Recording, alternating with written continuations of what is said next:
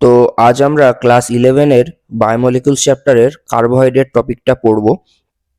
তো কার্বোহাইড্রেটের যেটা বেসিক ফর্মুলা সেটা হলো CnH2nOn।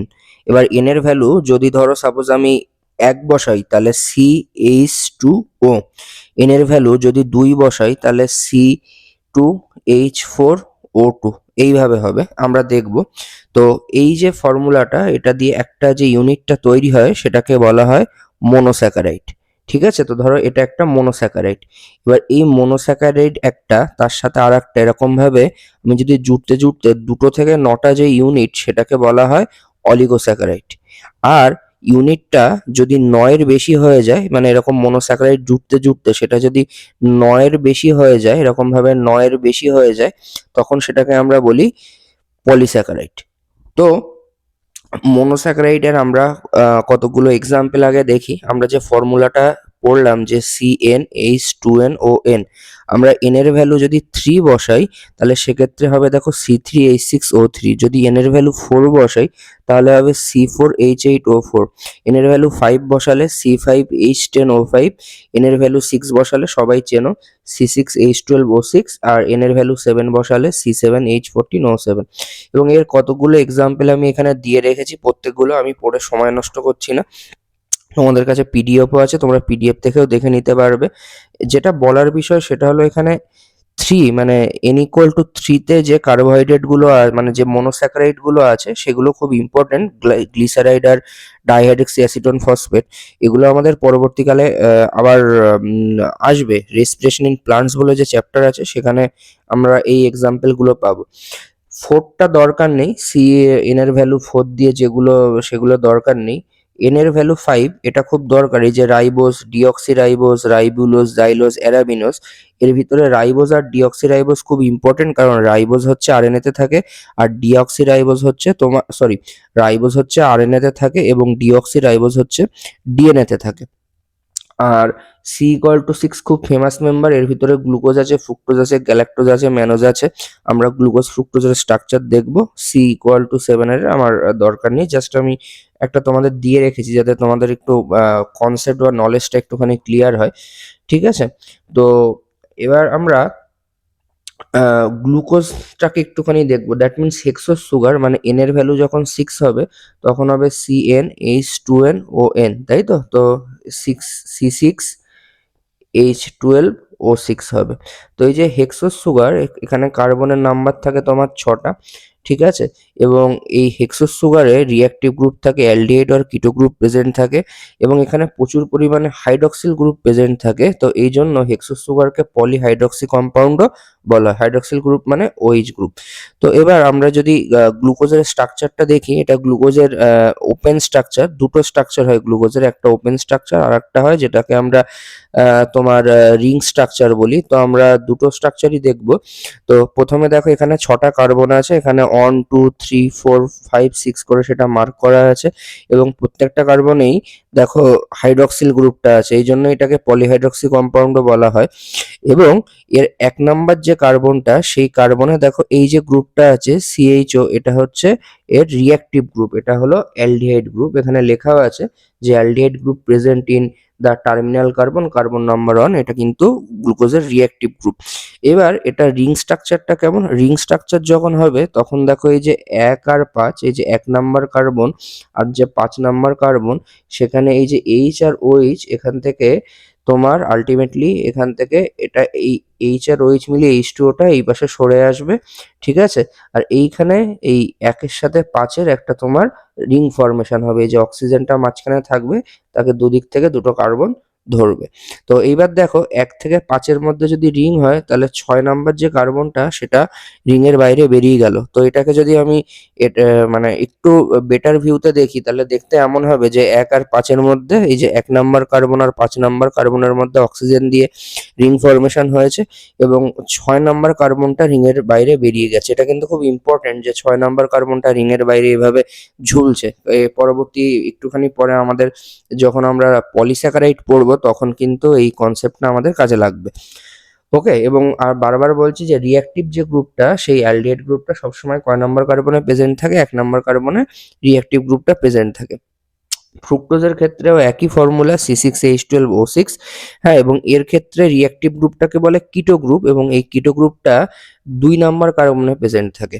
আগেরটা যেমন ছিল অ্যালডিহাইড গ্রুপ, যেটা গ্লুকোজের 1 নাম্বার কার্বনে প্রেজেন্ট ছিল, এর ক্ষেত্রে রিঅ্যাক্টিভ গ্রুপ হলো কিটো গ্রুপ, যেটা হচ্ছে 2 নাম্বার কার্বনে প্রেজেন্ট থাকে। এরও দুটো স্ট্রাকচার হয়, ওপেন স্ট্রাকচার হয়, রিং স্ট্রাকচার হয়, ঠিক আছে?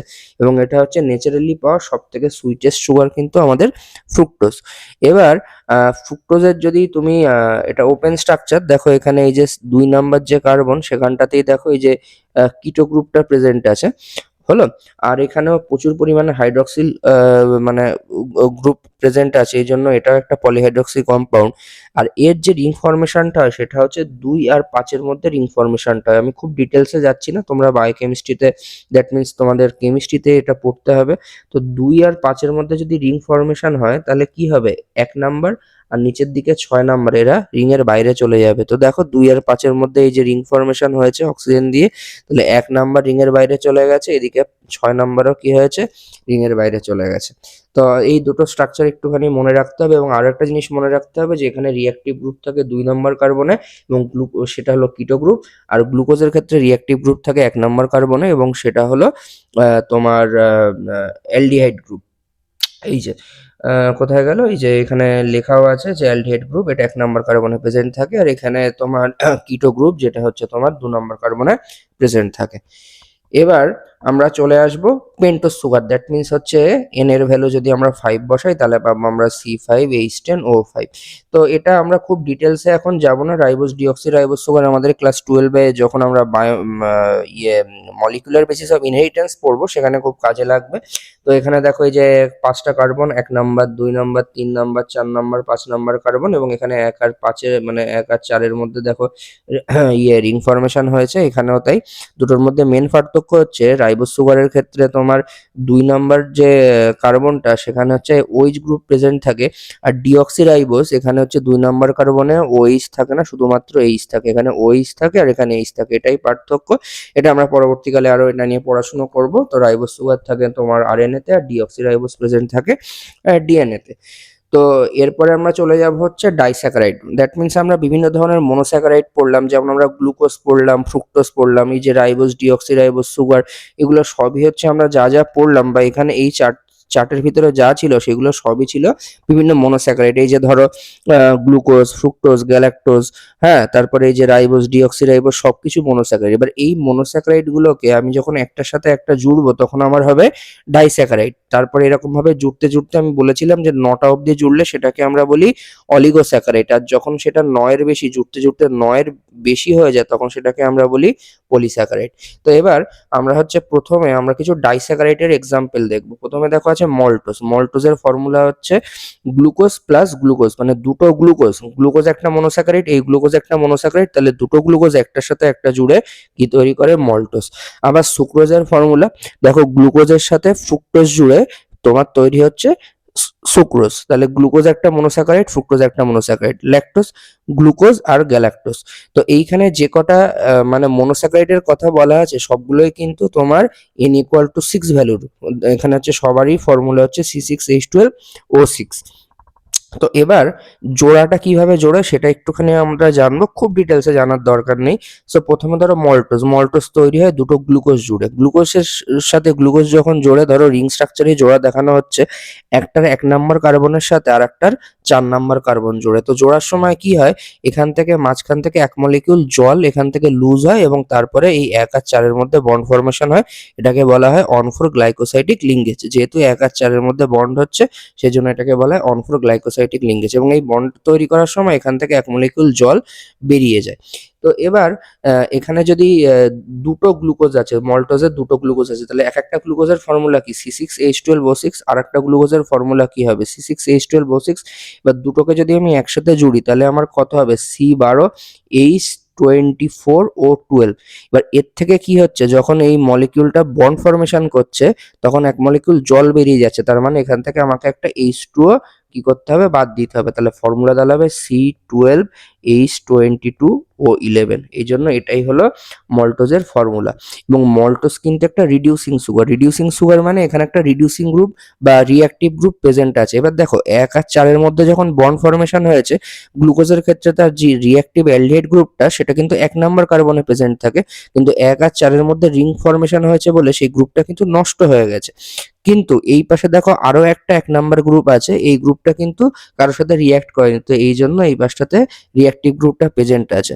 তো এবার এটা একটা ডাইস্যাকারাইড মল্টোজের স্ট্রাকচার। তো তার যে লেফট যে এন্ডটা, সেই লেফট এন্ডটাতে কোনো যেহেতু রিডিউসিং গ্রুপ এখানে প্রেজেন্ট নেই, এই জন্য এটাকে নন রিডিউসিং এন্ড বলা হয়। আর এর যে রাইট যে এন্ডটা, এই রাইট এন্ডটা দেখো একটা রিডিউসিং গ্রুপ প্রেজেন্ট আছে, এই জন্য রাইট এন্ডটাকে কি বলা হয়, এটাকে রিডিউসিং এন্ড বলা হয়। তো আশা করি মল্টোজ বুঝতে পেরেছো এবং এর ফর্মুলা। একইভাবে তুমি যদি সুক্রোজ দেখো, সুক্রোজের ক্ষেত্রে গ্লুকোজ আর ফ্রুক্টোজের বন্ড ফর্মেশন হয়, এবং গ্লুকোজের 1 নাম্বার কার্বনের সাথে ফ্রুক্টোজের 2 নাম্বার কার্বনের বন্ড ফর্মেশন হয়, এই জন্য এটাকে অন টু গ্লাইকোসাইডিক বন্ড বলে। অন সেকেন্ড এখান থেকে 1 মলিকিউল জল বেরিয়ে যায়, এবং এখানে যেহেতু গ্লুকোজ আর ফ্রুক্টোজ দুটোরই ফর্মুলা C6H12O6, তো সেই জন্য এখানে C6H12O6 দুটো যদি একসাথে যোগ করা হয়, একইভাবে আগের মতোই পুরোটা যোগ করার পরে তার থেকে 1 মলিকিউল জল বাদ দিলে এটাই হবে আমাদের ফর্মুলা। দ্যাট মিনস সুক্রোজ আর মল্টোজ এদের ফর্মুলা কিন্তু এক। তো এখানে দেখতে হবে যে এই যে সুক্রোজ, এটা কি একটা রিডিউসিং সুগার না নন রিডিউসিং সুগার? অবভিয়াসলি এটা একটা নন রিডিউসিং সুগার, কারণ এখানে 1 নাম্বার কার্বনের সাথে গ্লুকোজের 1 নাম্বারের সাথে ফ্রুক্টোজের 2 নাম্বার কার্বনের রিঅ্যাকশন হয়েছে। গ্লুকোজের 1 নাম্বারে তার রিঅ্যাক্টিভ অ্যালডিহাইড গ্রুপ থাকে, আর ফ্রুক্টোজের 2 নাম্বার কার্বনে তার রিঅ্যাক্টিভ কিটো গ্রুপ থাকে। একের সাথে 2 এর বন্ড ফর্মেশন হয়েছে, দুটো গ্রুপই নষ্ট হয়ে গেছে, that's why it is a non reducing sugar. Okay, last যেটা সেটা হলো আমাদের ল্যাকটোস। ল্যাকটোসকে আমরা মিল্ক সুগারও বলি। এখানে গ্লুকোজ আর গ্যালাক্টোস অন সেকেন্ড দুটোই হচ্ছে তোমার C6H12O6। তো এক্ষেত্রে এদের মধ্যে তোমার অন ফর গ্লাইকোসাইডিক লিঙ্কেজ হয়, আমি আর খুব ডিটেলসে দেখাইনি, এবং এটাও হলো রিডিউসিং সুগার। একমাত্র তোমার যে সুক্রোজটাই হলো তোমার নন রিডিউসিং সুগার হলো। তো এইবার ট্রাইস্যাকারাইড। ট্রাই মানে কি, ধরো 3টে ইউনিট, এটা পরীক্ষার জন্য লাগবে না, জাস্ট একবার দেখে নাও। এই যে গ্লুকোজ, ফ্রুক্টোজ, গ্যালাক্টোস, হ্যাঁ, এই 3টে একসাথে মিলে এই স্ট্রাকচারটা তৈরি করে, একে র্যাফিনেস বলা হয়। এটা হচ্ছে আমাদের সুগার বিট বা কফির মধ্যে এটা পাওয়া যায়। আচ্ছা, এরপরে আমরা চলে যাব পলিস্যাকারাইডে। পলিস্যাকারাইডের মানে হলো যেখানে হচ্ছে তোমার যে মনোস্যাকারাইড গুলো তোমার 9 এর বেশি হয়ে যাবে, এরকম ভাবে যেতে যেতে 9+ হয়ে যাবে, অনেক অনেক মনোস্যাকারাইড একসঙ্গে থাকলে তখন সেটাকে পলিস্যাকারাইড বলে। তো পলিস্যাকারাইডকে আমরা দুটো ভাগে ভাগ করতে পারি, একটা হচ্ছে on the basis of unit, আর একটা হচ্ছে on the basis of function. On the basis of unit মানে ধরো গ্লুকোজ একটা মনোস্যাকারাইড, ঠিক আছে? তো ধরো একটা মানে এই যে গ্লুকোজ যে মনোস্যাকারাইড, এরকম মনে করো 10,000 গ্লুকোজ মিলে একটা কোনো পলিস্যাকারাইড তৈরি করেছে, তখন সেটাকে বলা হয় হোমোপলিস্যাকারাইড। এবার দেখা যাচ্ছে গ্লুকোজ, তার সাথে মনে করো ফ্রুক্টোজ, তার সাথে মনে করো গ্যালাক্টোজ, এরা তিনজনে মিলে, ধরো গ্লুকোজ আছে 1,000, সাপোজ ধরো ফ্রুক্টোজ আছে 1,000, আর ধরো গ্যালাক্টোজ আছে 1,000, এরা মিলে একটা পলিস্যাকারাইড তৈরি করেছে। কিন্তু যেহেতু 3 ধরনের ইউনিট আছে, এই জন্য এটাকে বলা হয় হেটেরোপলিস্যাকারাইড বলা হয়। আর on the basis of function storage polysaccharide মানে সাপোজ স্টার্চের ভিতরে প্রচুর পরিমাণে গ্লুকোজ থাকে, এই যে স্টার্চ আমরা আসছি, তো সেই জন্য এটাকে বলে স্টোরেজ পলিস্যাকারাইড। আবার ধরো সেলুলোজ অ্যাকচুয়ালি প্লান্ট সেললের মানে সেললটা তৈরি করে, এবং সেললের জন্য এই প্লান্টের সেলটা কেমন দেখতে হবে সেটা ঠিক হয়, এই জন্য তোমার সেলুলোজকে তোমার বলা হয় স্ট্রাকচারাল পলিস্যাকারাইড বলা হয়। তো এক্সাম্পল অফ সাম পলিস্যাকারাইড যদি তুমি দেখো, প্রথমে দেখো আছে স্টার্চ, ঠিক আছে? স্টার্চ, তারপরে সেলুলোজ, তারপরে আছে গ্লাইকোজেন, তারপরে chitin, inulin, agar, hemicellulose, mucopolysaccharide, callose. হ্যাঁ, ক্যালোজটা এর লাগবে না, কিন্তু বাকিগুলো এনসিইআরটি বইয়ে তুমি যখন পড়বে কোথাও না কোথাও এক্সাম্পলস গুলো কিন্তু তুমি পাবে। তো সেই জন্য আমি সবগুলো এক জায়গায় লিখে রেখেছি, তোমাদেরকে আমি দু একটা স্ট্রাকচারও দেখাবো যেগুলো এনসিইআরটি বইতে আছে। তো চলো প্রথমে স্টার্চ হচ্ছে তোমার একটা স্টোরড ফর্ম অফ পলিস্যাকারাইড। আমি এক্ষুনি বলছিলাম যে ওর ভিতরে প্রচুর পরিমাণে গ্লুকোজ থাকে, এবং এটা হোমোপলিস্যাকারাইড অফ গ্লুকোজ, দ্যাট মিনস শুধু গ্লুকোজ দিয়েই স্টার্চ তৈরি হয়। এবং এর ভিতরে দু ধরনের চেন থাকে, একটা হচ্ছে অ্যামাইলোজ, একটা অ্যামাইলোপেকটিন। অ্যামাইলোজ চেনে 200 থেকে 2000 গ্লুকোজ থাকে, আর অ্যামাইলোপেকটিনে থাকে 2000 থেকে 20,000। এখানে দেখা যায় one four alpha glycosidic bond, এখানে দেখা যায় অন ফোর আর অন 6 বন্ড। আমি দেখাবো এক্ষুনি। এটা একটা লিনিয়ার স্ট্রাকচার, মানে এরকম সোজা গেছে, কিন্তু এই যে স্ট্রাকচারটা এটা লিনিয়ার, কিন্তু এর সাথে এটা ব্রাঞ্চড, ঠিক আছে? এবং linear does not mean it is straight, it may be folded. মানে লিনিয়ার মানে বলতে চাইছে যে এইরকম ভাবে থাকবে না, এটা কিন্তু এরকম ভাবেও থাকতে পারে, ঠিক আছে? মানে একটু ফোল্ড হতে পারে। আর এই অ্যামাইলোপেকটিনের ক্ষেত্রে মানে জিনিসটা কি যে সেখানে তোমার এইরকম তো আছেই, তার সাথে সাথে তোমার এরকম ব্রাঞ্চও থাকবে স্ট্রাকচারের ভিতরে। তো সেটা কিভাবে থাকবে আমরা একটুখানি দেখি। আমরা যদি অ্যামাইলোজের চেনটা দেখি সেখানে বলা ছিল যে অন ফোর বন্ড থাকে। অন ফোর বন্ড একটু আগেও তোমাদের দেখানো হয়েছে যে মাঝখান থেকে এক মলিকিউল করে জল বেরিয়ে গিয়ে অন ফোর বন্ড তৈরি করে, তার স্ট্রেট একটা বন্ড। কিন্তু অ্যামাইলোপেকটিনে অন ফোর বন্ড তো আছেই, অন ফোর বন্ডের সাথে সেখানে অন সিক্স বন্ড আছে। এবার দেখো আমি আগেই বলেছিলাম যে 6 নাম্বার কার্বন সবসময় কি হয়, রিং এর বাইরে চলে যায়। তো 6 নাম্বার কার্বনের সাথে যদি আরেকটা গ্লুকোজের 1 নাম্বারের বন্ড হয়, দ্যাট মিনস সেই যে স্ট্রাকচারটা, এই যে এটা তো বেসিক স্টেট স্ট্রাকচার মানে বেসিক কোর স্ট্রাকচারটা, তার থেকে এই যে অন সিক্স স্ট্রাকচার হলে সেটা একটা ব্রাঞ্চ ফর্মেশন হয়ে যাচ্ছে। তো যেহেতু ব্রাঞ্চ ফর্মেশন হয়ে যাচ্ছে, তো এই কারণে এটাকে ব্রাঞ্চ স্ট্রাকচার বলা হয়। এবং একটা স্টার্চের ভিতরে অ্যামাইলোজ আর অ্যামাইলোপেকটিনের চেনের রেশিও থাকে 1:3। এবং তোমরা সবাই জানো যে আয়োডিন যদি ফেলা হয় তাহলে স্টার্চ সেখানে রিঅ্যাক্ট করে এবং ব্লু ব্ল্যাক কালার আসে। তো এই যে কালারটা আসে, যে ব্লু ব্ল্যাক কালারটা যে স্টার্চ টেস্টে আসে, সেটা কিন্তু আসে অ্যামাইলোজ চেনের জন্য। কেন আসে? কারণ অ্যামাইলোজ যে চেনটা সেটা এরকমভাবে একটা হেলিকাল স্ট্রাকচার তৈরি করে এবং আয়োডিন যখন ফেলা হয় ওই হেলিক্সের মধ্যে আয়োডিনটা আটকে যায়, যার জন্য এই কালারটা হচ্ছে তোমার দেখা যায়। কিন্তু মজার বিষয় হচ্ছে এটা এনসিইআরটি বইতে আছে, স্টার্চের পরে তোমাদের যে সেলুলোজ আছে, সেলুলোজে কিন্তু ওই হেলিক্স স্ট্রাকচারটা, যেটা এখানে যে এই যে অ্যামাইলোজ যে হেলিক্সের যে স্ট্রাকচারটা তৈরি করে, সেই স্ট্রাকচারটা কিন্তু সেলুলোজ তৈরি করতে পারে না, যার জন্য সেলুলোজের ভিতরে কখনো ওই আয়োডিন দিলে সেটা কখনো আটকাতে পারে না, ওই জন্য ব্লু ব্ল্যাক কালার দেখা যায় না। এনসিইআরটি বইতে পরিষ্কার লিখেছে যে cellulose does not contain complex helices and hence can not hold iodine. তো সেই জন্য কালারটা দেখা যায় না। তো আমরা স্টার্চ পড়া হয়ে গেল, এবার আমরা শুরু করব সেলুলোজ। সেলুলোজের ক্ষেত্রে সেলুলোজটাও একটা স্ট্রাকচার, মানে সেলুলোজ হচ্ছে একটা স্ট্রাকচারাল হোমোপলিস্যাকারাইড। আগেরটা ছিল স্টোরেজ, এই স্টার্চ ছিল স্টোরেজ, তাই তো এটা ছিল স্টোরেজ। আর এটা হচ্ছে তোমার স্ট্রাকচারাল, কারণ এটা প্লান্টের সেলুলোজ প্রেজেন্ট থাকে এবং এখানে beta on four glycosidic bond থাকে। আগের যে বন্ডটা ছিল সেই বন্ডগুলো ছিল, এটা ছিল আলফা অন ফোর, আর এখানে ছিল আলফা অন ফোর আর আলফা অন সিক্স।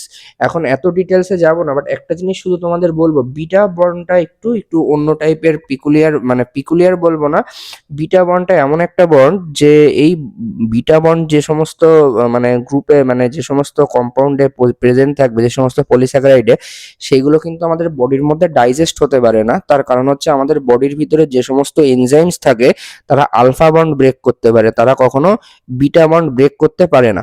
তো সেই কারণে সেলুলোজ কিন্তু আমাদের বডির মধ্যে ডাইজেস্ট হয় না। ধরো তুমি কোনো একটা ভেজিটেবল খাচ্ছ, তাহলে তার যে সেল অলটা, সেই সেল অলটা কিন্তু আমাদের বডির ভিতরে কখনো ডাইজেস্ট হয় না। বাকি ভিতরের সমস্ত কম্পোনেন্ট, তার ভিতরে যে স্টার্চ আছে সেগুলো সব ডাইজেস্ট হয়ে যাবে, শুধুমাত্র সেলুলোজটা ডাইজেস্ট হবে না।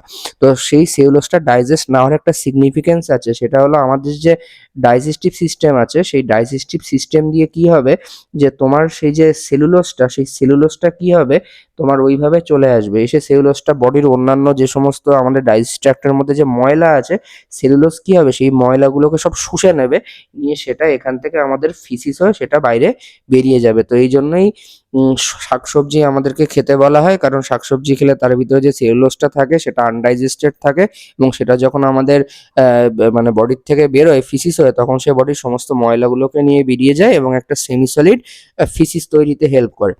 তো এটা সেলুলোজের একটা খুব মানে সিগনিফিকেন্স। এছাড়া তুমি যদি বলো যে এটাও গ্লুকোজ দিয়ে তৈরি হয়, তো তুমি জানো এখানে সেলুলোজের এনসিইআরটি বইতে যে ফাংশনটা লিখেছে সেটা হলো যে প্লান্ট সেলুলোজ দিয়ে তৈরি হয়, আর হচ্ছে এই যে পেপার আমরা ইউজ করি সেই পেপার আর কটন এটাও কিন্তু সেলুলোজ। এছাড়া যদি তুমি চাও, সেলুলোজের এখানে আমি কতগুলো ফাংশন লিখেছি, এগুলো পরীক্ষার জন্য দরকার হবে না, বাট চাইলে তুমি দেখতে পারো যে কটন ফাইবার 90% সেলুলোজ দিয়ে তৈরি হয়েছে। কটন ফাইবার এখানে যেটা বলেছে এখানে একবার বলে দিয়েছি। তারপরে যে জুট ফাইবার, মানে জুটের আমরা বিভিন্ন জিনিস তো ইউজ করি, তার মধ্যে 40% সেলুলোজ থাকে। তারপরে সিনথেটিক যে ফাইবার, হ্যাঁ, রেয়ন যেটাকে বলে, সেটা হচ্ছে এই তোমার সেলুলোজের অ্যালকালি ট্রিটমেন্ট করলে পাওয়া যায়। তারপরে এই শ্যাটার প্রুফ গ্লাস আর ফিল্ম তৈরিতে হচ্ছে সেলুলোজ অ্যাসিটেট কাজে লাগে। শ্যাটার প্রুফ গ্লাস মানে অনেক সময় দেখবে যে ওই যে বাস বা বিভিন্ন যে মানে ভেহিকেলস এর যে কাঁচগুলো দেখবে অ্যাক্সিডেন্টের পরেও কাঁচ মানে ভেঙে পড়ে যায় না, দেখবে ওইভাবেই লেগে থাকে কিন্তু ক্র্যাক ক্র্যাক হয়ে যায়। তো ওই গ্লাসগুলোকে শ্যাটার প্রুফ গ্লাস বলা হয়। তারপরে সেলুলোজ নাইট্রেট এক্সপ্লোসিভ তৈরিতে কাজে লাগে। কার্বক্সিমিথাইল সেলুলোজ দিয়ে তোমার আইসক্রিম তৈরি করা যায়। জাস্ট এগুলো একবার দেখতে পারো, কিন্তু এই যেগুলো ইয়েলো কালারে মার্ক করা আছে এগুলো কিন্তু এনসিইআরটি বইতে আছে। এরপরে আমরা চলে যাব গ্লাইকোজেন। গ্লাইকোজেন হচ্ছে একটা অ্যানিমেলের বডিতে থাকে, এখানেও তোমার on4 আর on6 বন্ড প্রেজেন্ট থাকে এবং এটাকে অ্যানিমাল স্টার্চ বলা হয়। কারণ প্লান্ট যেমন স্টার্চের ভিতরে তোমার কি করে প্রচুর গ্লুকোজ দিয়ে স্টোর করে রাখে এনার্জি, তো অ্যানিমেলও কি করে, ধরো আমরা কোনো শাকসবজি খাচ্ছি, হ্যাঁ, তো যখনই আমরা কোনো শাকসবজি খাই তখন তার ভিতরে বা কোনো মানে হার্বিভোর অ্যানিমালসকে আমরা যখন খাই, হ্যাঁ, তো তখন তার ভিতরে যে সমস্ত তোমার মানে গ্লুকোজটা থাকে সেটা যখন আমাদের বডির মধ্যে ঢোকে সেই গ্লুকোজগুলো আমাদের বডির ভিতরে আলটিমেটলি তোমার গ্লাইকোজেন ফর্ম করে আমাদের লিভার আর মাসেলের মধ্যে এটা স্টোর হয়ে থাকে এবং আমাদের যখন বডিতে এনার্জি দরকার হয় তখন লিভার আর মাসেল থেকে সেই গ্লাইকোজেনটা ভেঙে তখন সেখান থেকে আবার গ্লুকোজ বেরিয়ে আসে। বেশি ডিটেলসে জানার দরকার নেই, এনসিইআরটি বইতে যেহেতু এইটুকুনি আছে এবং এটা হচ্ছে গ্লুকোজের মধ্যে বলেছিলাম যে একটা হচ্ছে on4 বন্ড থাকবে আর একটা বন্ড থাকবে হলো তোমার on6 বন্ড প্রেজেন্ট থাকবে, এই জন্য কিন্তু গ্লাইকোজেনটা একটা ব্রাঞ্চ স্ট্রাকচার, এই কথাটা কিন্তু এনসিইআরটি বইতে লেখা আছে যে এটা একটা ব্রাঞ্চ স্ট্রাকচার হলো। তো এরপরে আমরা চলে যাব হচ্ছে আরো কিছু পলিস্যাকারাইড খুব সংক্ষেপে, যেমন কাইটিন। কাইটিনের কথা সবাই জানো যে এটা হচ্ছে ফাঙ্গিস মানে সেল হলে থাকে এবং এটা হচ্ছে এনএজি বলে এক ধরনের মনোস্যাকারাইড, সেটা দিয়ে তোমার তৈরি হয় এবং এটা ফাঙ্গি এবং এক্সোস্কেলিটন অফ আর্থ্রোপড এই দুটো জায়গাতে দেখতে পাওয়া যায়। ইনুলিন, ইনুলিন হচ্ছে তোমার একটা স্টোরেজ হোমোপলিস্যাকারাইড, এটা মানে স্টোরেজের কাজে হেল্প করে, এটা কিন্তু স্ট্রাকচারাল, আর এটা হচ্ছে স্টোরেজ, এটা হচ্ছে তোমার শুধুমাত্র ফ্রুক্টোজ দিয়ে তৈরি হয় হলো। তারপরে অ্যাগার, অ্যাগার হচ্ছে হোমোপলিস্যাকারাইড অফ গ্যালাক্টোজ, মানে এগুলো সবই কিন্তু কাইটিন, ইনুলিন, অ্যাগার এগুলো সবই হোমোপলিস্যাকারাইড, এটা গ্যালাক্টোজ দিয়ে তৈরি, এটা ফ্রুক্টোজ দিয়ে তৈরি, এটা এনএজি দিয়ে তৈরি। হেমিসেলুলোজ, দিস ইজ আ হেটেরোপলিস্যাকারাইড, এটা কিন্তু একটা হেটেরোপলিস্যাকারাইড, এটা কি দিয়ে তৈরি, গ্যালাক্টোজ, ম্যানোজ, জাইলোজ, অ্যারাবিনোজ।